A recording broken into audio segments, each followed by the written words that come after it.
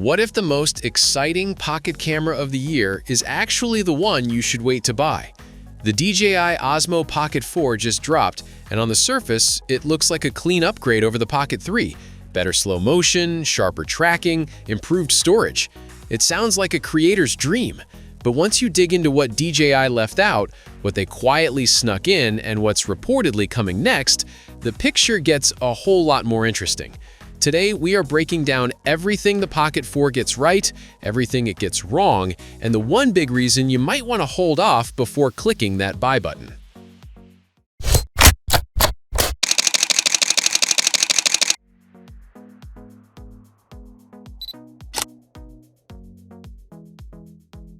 Here's something DJI doesn't exactly shout from the rooftops. The Pocket 4 uses the same 1-inch CMOS sensor as the Pocket 3. You know what's interesting though? Same sensor doesn't mean same results. DJI is pushing this chip significantly harder this time around, unlocking a 37-megapixel Super RAW mode with RAW support, up to 14 stops of dynamic range, 10-bit color depth, and improved processing across the board. Think of it less like a hardware swap and more like a serious software and engineering upgrade. The sensor didn't change, but what it can actually do absolutely did, and the gap in output quality is noticeable. Here's where things get really interesting. DJI added some genuinely professional-grade features that nobody expected on a camera this small. Built-in timecode with less than 1 frame of drift over 8 hours, plus 4K 60 DisplayPort output for live streaming. That alone pushes the Pocket 4 into legitimate B-cam territory for studio setups and multicam podcasts. But then DJI turns around and leaves out HLG, which is the one profile that lets creators publish HDR content without touching a color grading app. For a camera built around quick turnaround workflows, forcing users into D-Log instead of offering a ready-to-go HDR option feels like a real miss. And trust me on this one, creators are already talking about it. Video performance is where the Pocket 4 genuinely earns some serious respect.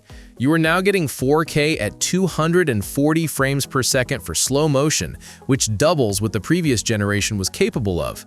But DJI also went in the completely opposite direction and added a slow shutter video mode, dropping all the way down to 1/4 of a second. Because this camera uses a real mechanical gimbal rather than digital tricks, you can pull off smooth trailing light shots and motion blur sequences completely handheld.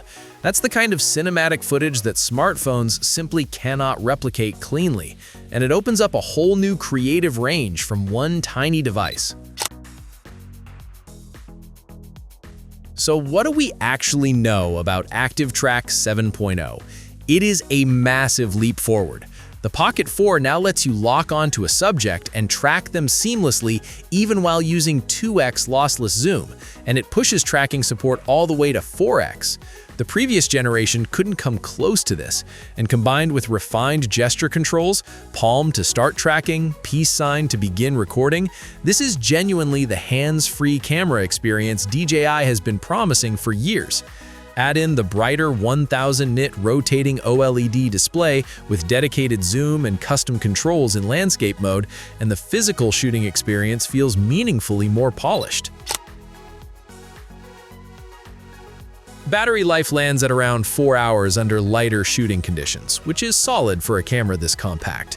And the 107 gigabytes of built-in high-speed storage, combined with USB 3.1 transfer speeds of up to 800 megabytes per second, means offloading massive 4K files is genuinely fast.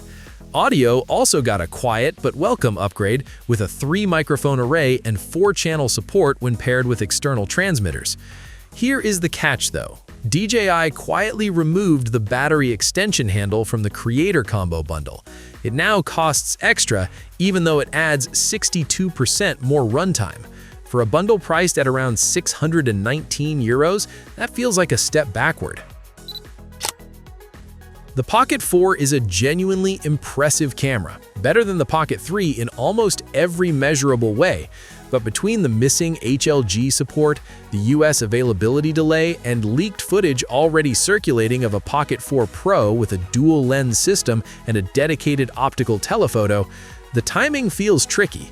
So here's my question for you. Are you buying the Pocket 4 now, or are you waiting to see what DJI does next? Drop your answer in the comments below. If this breakdown helped you out, smash that like button and subscribe so you don't miss our full Pocket 4 Pro coverage the moment it drops.